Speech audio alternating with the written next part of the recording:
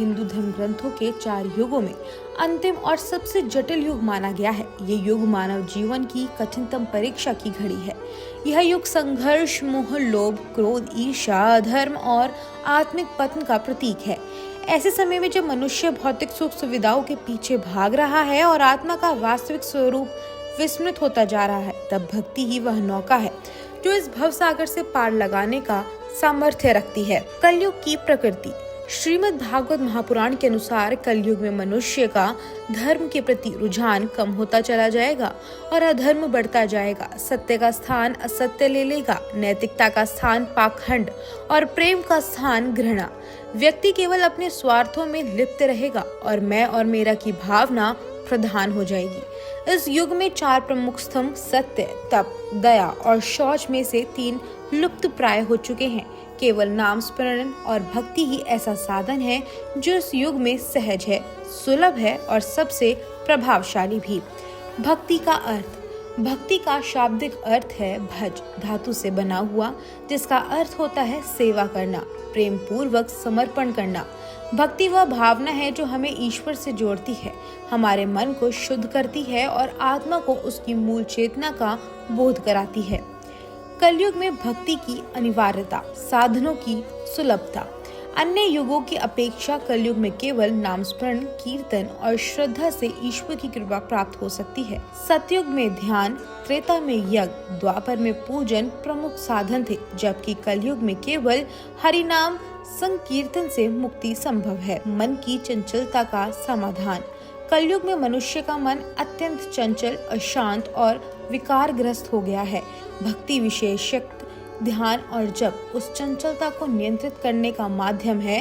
भक्ति में रमन करते हुए मन धीरे धीरे एकाग्र होता है और आत्मचिंतन की दिशा में अग्रसर होता है।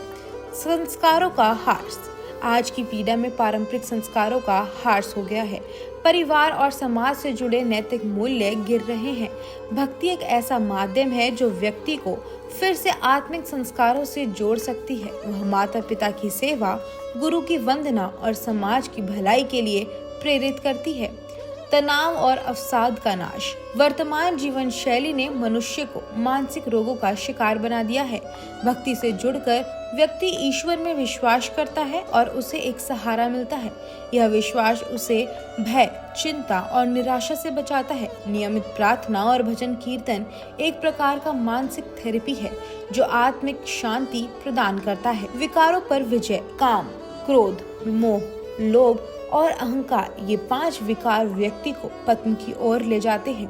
भक्ति से इन विकारों पर नियंत्रण पाया जा सकता है। जैसे जैसे मन ईश्वर के प्रेम में डूबता है, वैसे वैसे यह विकार स्वयं हटते जाते हैं।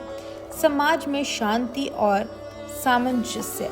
जब व्यक्ति भक्ति में रमा होता है, वह हिंसा, झूठ, ईर्ष्या जैसे नकारात्मक भावों से दूर होता जाता है।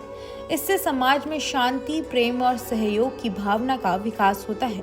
एक भक्ति से जुड़ा समाज नैतिक रूप से सशक्त होता है। भक्ति के सरल रूप। कलयुग में भक्ति कठिन नहीं है। निम्नलिखित उपायों से कोई भी व्यक्ति प्रभु से जुड़ सकता है। नाम जप, प्रतिदिन भगवान का नाम लेना, जैसे राम कृष्ण हरे राम, हरे कृष्ण, ओम नमः शिवाय आदि। कीर्तन, समूह में भजन और कीर्तन करना, यह न केवल आध्यात्मिक उन्नति करता है बल्कि वातावरण को भी शुद्ध करता है। सत्संग, संतों और सद्गुरुओं की संगति में रहना और उनके प्रवचनों को सुनना। पुस्तक पाठ, भागवत गीता, श्रीमद् भागवत, रामचरितमानस आदि धर्म ग्रंथों का अध्ययन करना।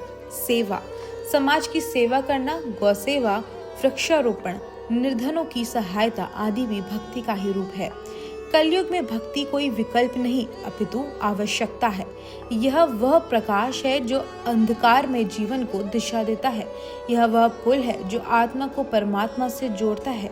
भक्ति हमें यह सिखाती है कि सच्चा सुख बाहर नहीं, भीतर है, प्रभु में, प्रेम में, सेवा में और समर्पण में। जैसे जैसे समय बीत रहा है, कलयुग और भी तीव्र होता जा रहा है। ऐसे में हमें चाहिए कि हम भक्ति की शरण ले, ईश्वर को अपने जीवन का केंद्र बनाएं और इस जीवन को सफल बनाएं।